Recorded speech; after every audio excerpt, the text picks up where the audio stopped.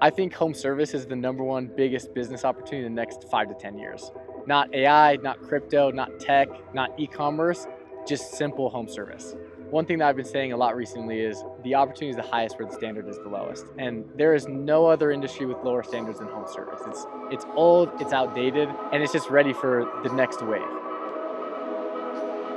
Big industries like e-commerce or tech have been completely taken over by like Amazon, Uber, Shopify, like all these big companies, but no big player has emerged from the home service industry at all. And I think it's because home service can't just be taken over by a big tech company. Like what makes home service great is the people, and it's gonna take people to change the industry. So what I think is gonna change the home service industry is one company setting the example and paving the way and showing other companies how to do the same in their business. So that's what I want to do. I don't want to just take over the entire industry myself. I want to set the new standard for home service by showing people how we're building Mint and pave a new path for other people to follow. For branding, for service quality, for overall experience, for culture, I want to build Mint to show people that home services are cool. And I think that's the next wave.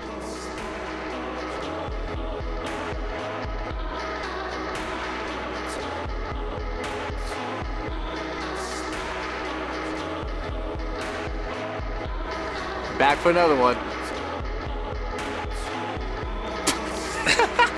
Nice. Yeah, dude. Oh, what we got going on here? Yeah. Up to code. Code.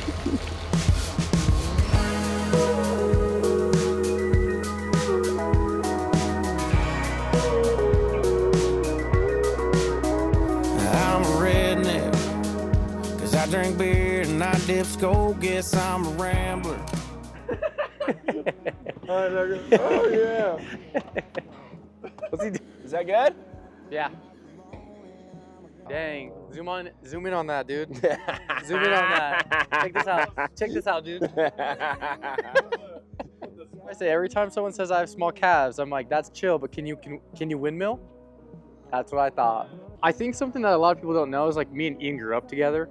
Like we went to high school together, we were in the same friend group, like we were in the same church group growing up. Like me and Ian didn't just meet from Mint, like we were friends growing up. When me and my older brother started Mint in Arizona, Ian was always coming over to my house and be like, what are you guys having a business meeting? And like making fun of us.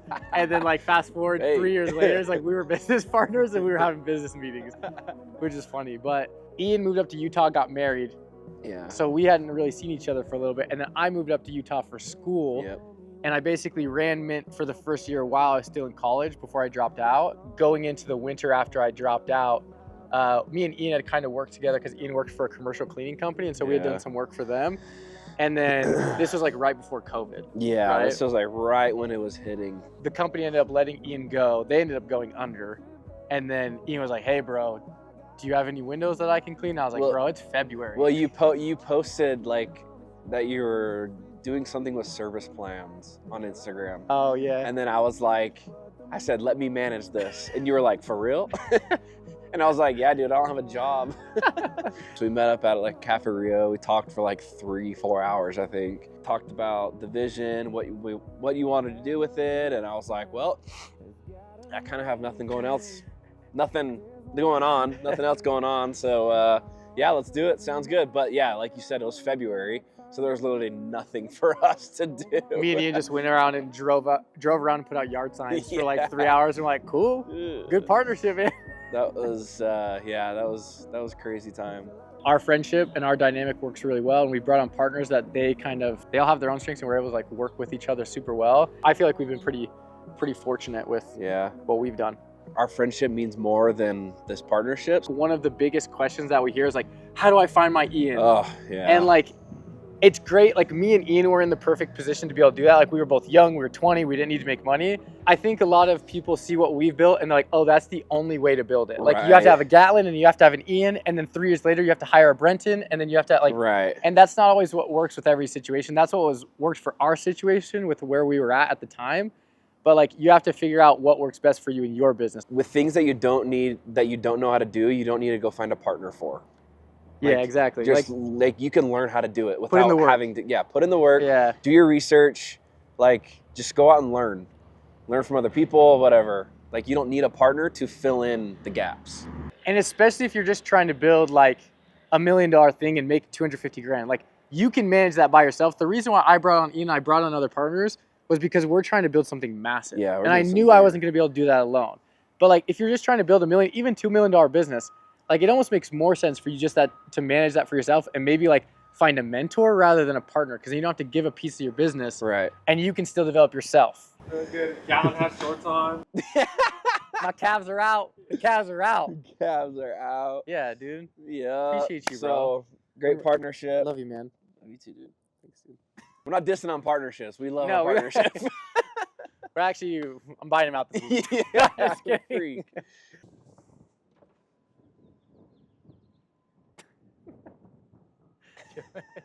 All right, stop, dude. Stop. Oh, yeah. Stop.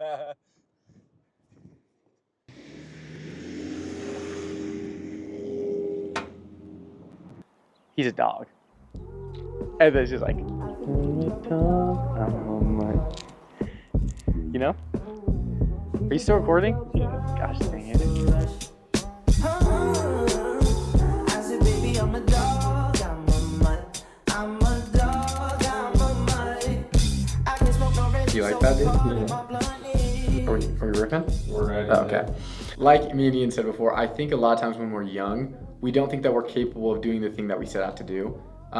And instead of learning the skills that we need to scale our businesses, we think that we need a partner to kind of fill the gaps that we need in order to scale. I think we should make partnerships based off of someone else's skill set complementing the skill set that we have, not because of the insecurities that we have in ourselves, of us not thinking that we can develop that skill set ourselves. Over the years, I've made great partnerships that still work today, and I've made bad partnerships that resulted in having to buy out a partner.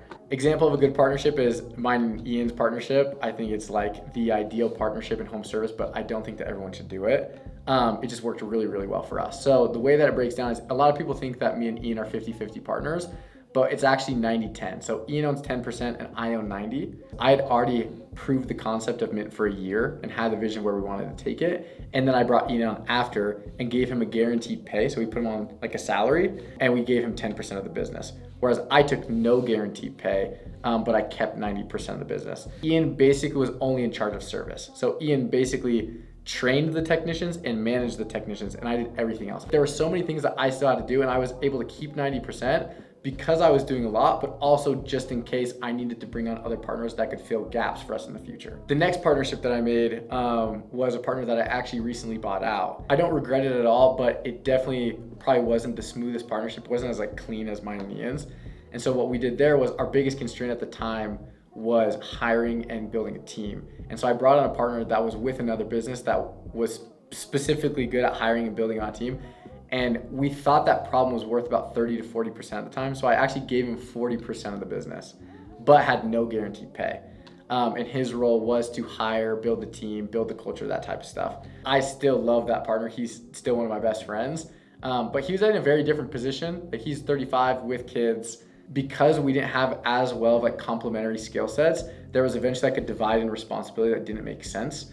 And it was no longer worth him owning 40% of the business. That was kind of my first lesson of like, I brought on a partner out of insecurity and I gave him 40% of my business to solve the problem of hiring, which is not worth 40% of the business. But I thought it was because I just lacked the skills at the time.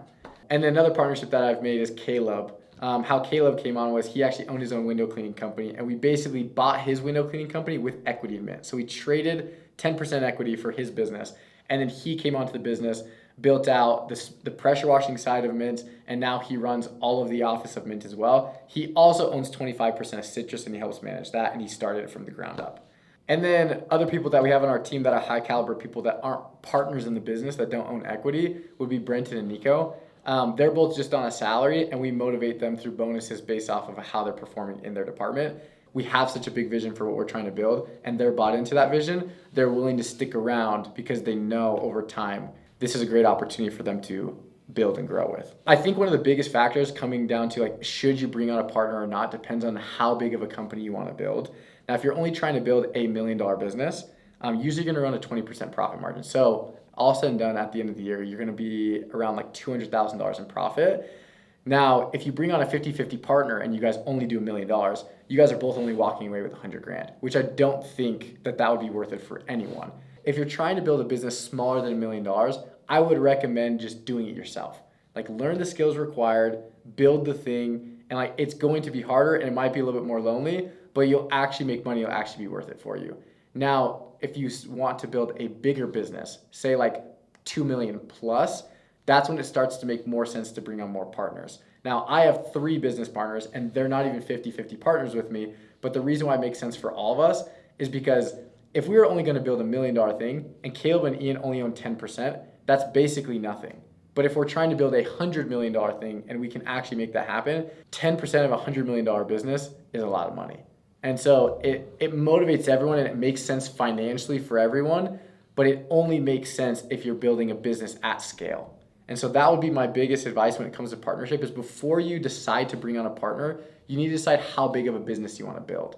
And depending on that, that's where you can kind of decide how many partners do I need, if I even do need a partner, and then what do those roles and responsibilities look like that I need to complement my own skill set.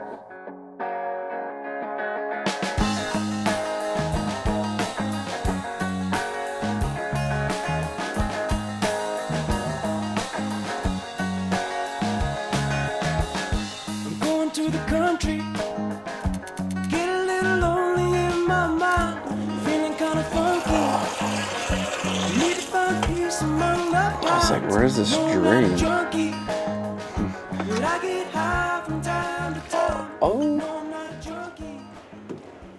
So out here with big Zach Maui today. I mean, being that we have finally some consistent weather this week, and in the forecast, the boys are ready to roll. They're ready to get that revenue done, start making that money. So one thing we're doing out here with Zach, just making sure that, yeah, he's going like speed is important, but also like what's more important is the quality. So just making sure that there's a balance in both, that he's able to get all of his revenue done, get home at a good time, but also maintain that minty standard. That's it. That's it. And it's clear that you can't see you roll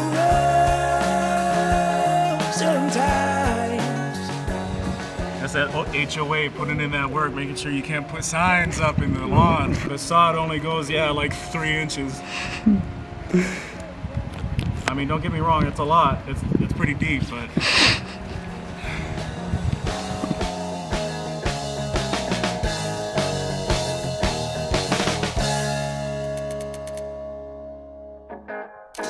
Welcome to the Q2 leadership meeting. Q1 is a wrap. It is in the books. Yay! Cooked? Got me cooked. Absolute cooked me. We had a very gnarly winter. Well, not gnarly, but very inconsistent winter, I guess is a better way to say it. Very cold in January and February. March was very rainy, slow, snowy, sleet. Just very inconsistent. Yeah. $42 cost per lead for the quarter on average, and then $142 cost to acquire. Our Google ads, we were heavily overspending, like heavily. Yeah. Like almost double what we should have been spending. I actually want to be more involved in Google this quarter, going forward in general. We added 34 plans and we churned 175. So not too good, but I mean, it is to be expected with being like the winter season. We're not selling a ton and our churn is gonna be, I mean, we're selling way less and we're churning more than average. And we switched CRM, so we churned extra when that caused some friction there. Our monthly churn at 4.6% this quarter, and then our quarterly churn is at 11.1%. We really want to prevent reschedules within 4 to 48 hours of the service, especially when the technicians get to the job and then the customer cancels once they're there. Kind of catch those early, and so we're gonna really try to figure that out. Obviously dial in the rest of our SOPs, especially like the scheduling SOPs. Initial rev we sold was 34, barely 35,000, reoccurring 26. Total rev sold for the quarter was 61,000. So not great, but you know, best we can. And then we were able to launch school, which is great. It wasn't built out. My goal is to have school built out, but as with a lot of things, I think we can finish something, and then we realized that it's going to take a lot more than we thought originally. But nice thing was, the plan wasn't even to have anyone in the group by the end of this quarter, and we have 6 people in the group. Really cool to see how the community is building there. I'm really proud of where that's going. What does it mean to like set a new standard and be the standard?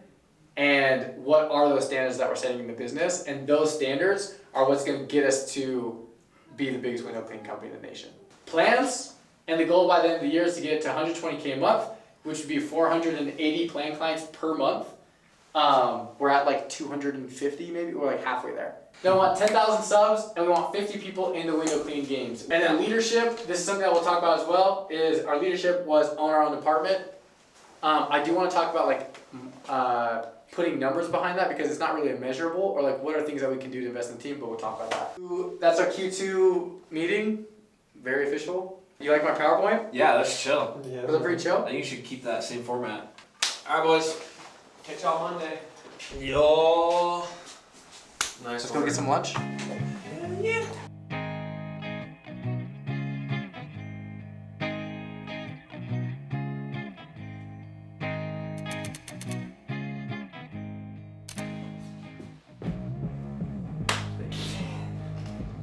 Wasn't scripted. We're filming a video, dude. Is that fine, dude? Yeah, dude, he's so pissed off right now. I was like, dude, we're just... Dude, have a good time. Smile a little bit. What you got on your phone? Baseball? Yeah. He thinks he's working. This boy's not even working. Watching baseball. Go be back. He's just pissed that he can't hear the announcer, dude. Bro, are you guys done yet so I can turn up the volume? Oh, freak. It's a good angle, man. Thanks, dude. Something that we talk about a lot is how we want to kind of elevate the entire industry as a whole. I think there is a massive opportunity in home service if it's done right. One of the biggest reasons why we got into home service is because I think the opportunity is the highest where the standards are the lowest. I think it's really, really hard to take an industry that's operating at an 8 and bring it to a 10, rather than taking an industry that's operating at like a 2 and bring it to an 8. And I do think that home service is operating at like a 2 right now. And there's so much room for improvement, and it's not just gonna be able to be us. I really do think that our role at Mint is to set a new standard for home service. And if that kind of inspires everyone else to do the same, that would be the goal. Like, that's what we're trying to do. But we don't want to set the standard by just telling everyone else what it should be. We want to be the example. One thing that I keep saying to everyone on the team is like, we need to be the standard. And what that means is like, we need to live it. We can't just say it. That's another one. Thanks for following along, watching our videos. Spring is coming, so we're gonna start building some cool things as soon as this rain stops. So that's our new mantra. Set the standard, be the standard.